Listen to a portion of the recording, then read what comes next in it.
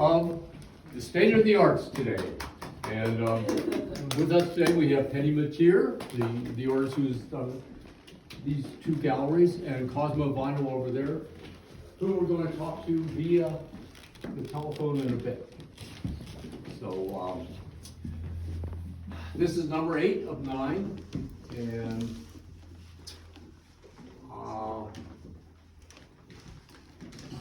I stopped over, okay, I know Penny from Instagram, and I think that's about 7, 8 years, 9, I don't know, quite a while. And I would follow and see these collages that she was doing, and I was like, whoa, at the work. And then one day I saw a post that she said that she would be at Biddle's Escape Cafe, if anyone wanted to come over and do some cutting. So I went over and did a little cutting. I hope I pasted something, but I'm not sure. I know I didn't, but I cut something. And so that was the start of we knowing each other. And last week we had a really nice afternoon going various studios with Helen and Hillary from last week from Hastings, and we had a great time over at your place. And that's when we were looking, and this is the result. And it was so wonderful to take things out and figure where that'll go there, and then what will we do with the alphabet? We'll stack it around. And so, would you tell us? Maybe this would be a place to start with the alphabet. Okay. Well, the alphabet, it's called the ABC of it, and so each of the cubes is a different collage from the series. So what I did was, when Trump was elected the first time, I decided to make a collage a day from the New York Times. Each one is from that specific issue that day, and I make them, and there's a book upstairs so you can see the kind of like how they're made, and by holding it or whatever. It's like they're all in a 5x7 book. And so what I did with this series is I scanned them, and then I sent them to a company to make cubes. And the front of it is this is an editorial from the New York Times on the day of the day after the insurrection, and what their what their editorial response was to what happened that day. And then the fun of it was figuring out what letter would be what. So, like A is for alarm, B is for bogus, C is for chaos. I used to be able to recite them all, but I can't remember them all now. But that's what you see all over. You're welcome to pick them up. They're not particularly... Well, Y is for yikes. Yes, Y is for yikes. And right. I have a yikes question. Yeah. My question is, when you decided you would do a collage a day from the New York Times, what was that process? I mean, why'd you? Was it instant like, I know what I'll do? Well, it arose from the fact that I had been making collages out of newspapers for years before. So after my father died, I'm primarily a textile artist, which is why you see all the quilts. But when my father died, I just couldn't get it together to be able to, figure out how to put fabric together. I sort of lost all interest. But I read the newspaper now. Who reads the newspaper every day, I guess, but I still do. I read the newspaper every day, and I decided, well, I'll start playing with images from the newspaper. And I've always been interested in collage, and so I thought I would make one out of the Post-Gazette at that time, but then I quickly realized there weren't enough photographs in the Post-Gazette to really do anything. Were there enough photographs? No, so I went to the New York Times, which at that time was filled with photographs, not so much anymore. And then I just started playing around with different formats. So that by the time, sadly he was elected the first time, I already had a process for making them, and I was very familiar with Trump, not just from trying to be politically aware, but my sister lives in Manhattan, and she has for 40 years. And so I know a lot about New York politics. I knew certainly very well he was, what a racist he is, blah, blah, blah, blah, blah. Had been actively trying to campaign against him. And so when it happened, we didn't know what it was going to mean then into the future, but I knew his presidency would be significant. And I thought it was important from a historical perspective to do the series, and not just for chronicling his presidency, but also for the impact and import of newspapers and photojournalists. So when I did the series, I kept a list on the back of each collage that names the photojournalists whose work was in it. And then when I showed the series in its entirety, which I did on one occasion, then I have a list of all of the photojournalists who are in it, and how many times I used their work. Wow. It was a little obsessive. This record keeping, when you did your first one of these in 2016, oh yeah, him. did you say did you have a conversation with yourself, Penny? It's a hell of a commitment, but I'm going to go till the end. At the time I thought, okay, because I started with the inauguration. Obviously that was the first one. And I thought to myself, yeah, I'm gonna give it a go. Oh. I wasn't sure. And then as we went, I was very fortunate to have an artist residency at Mass MoCA in, oh yeah, which was what. That's a big deal. It was a big deal. What is Mass MoCA?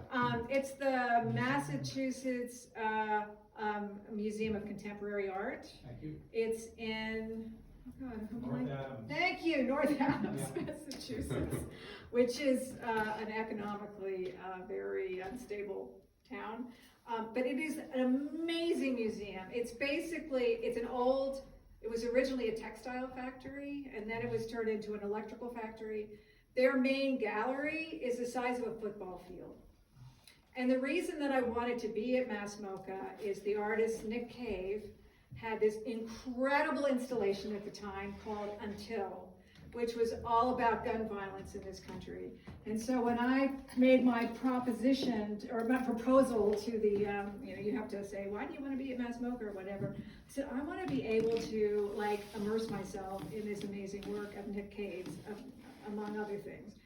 And so I was there in February. Give a little rundown of what his work looks like when you're looking at it.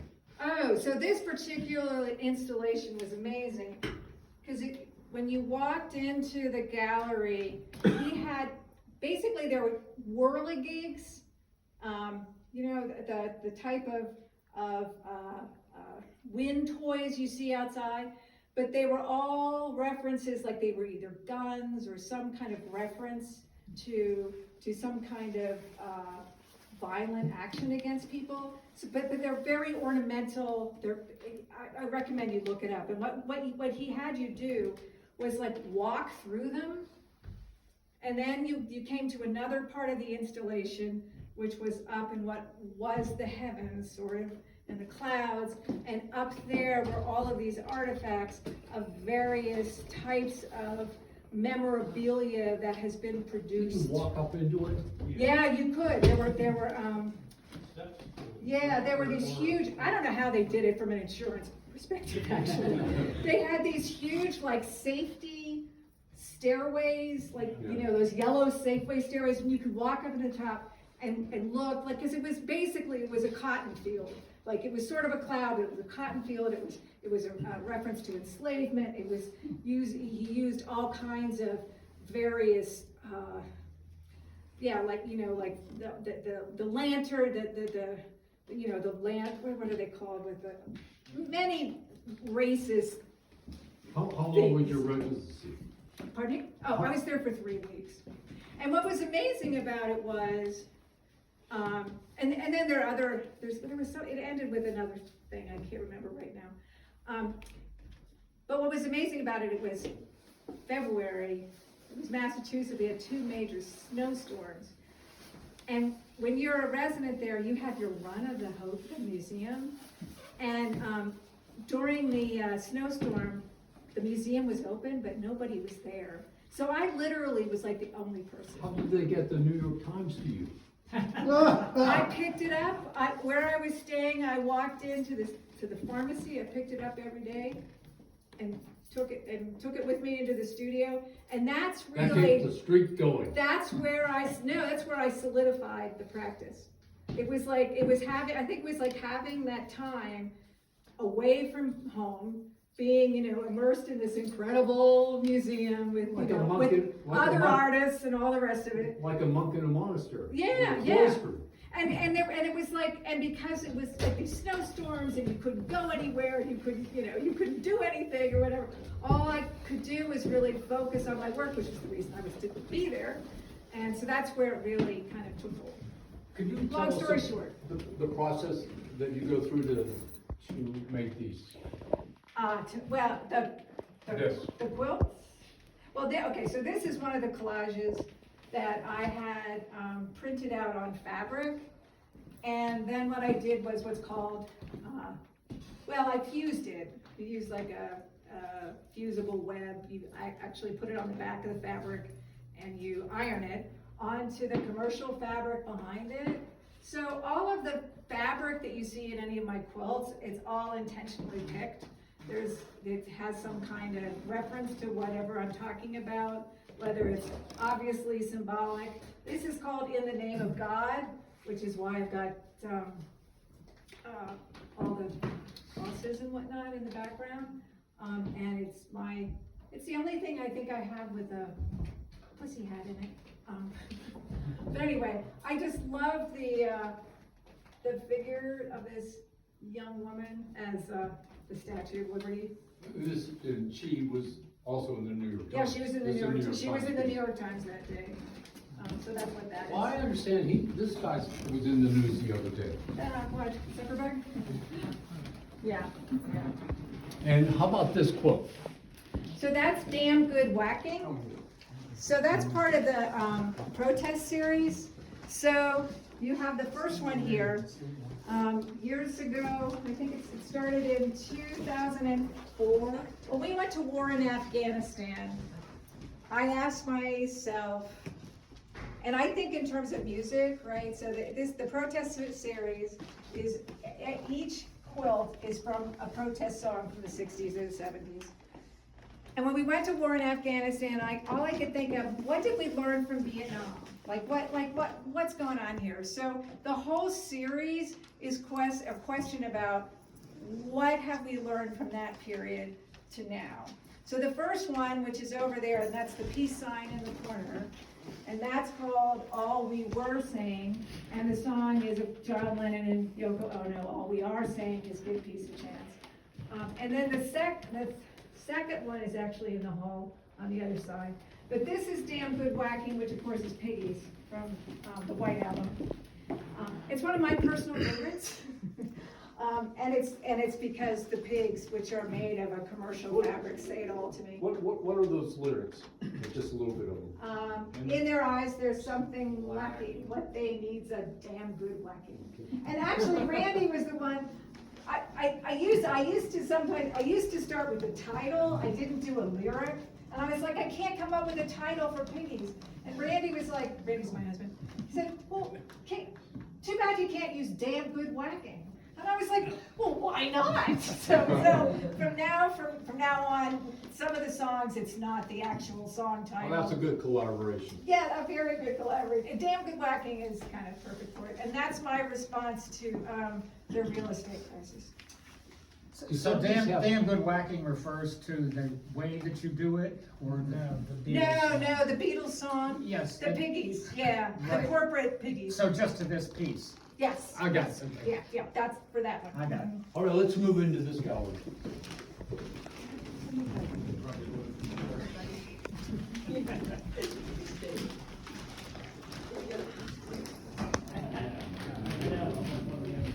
Okay, in this gallery,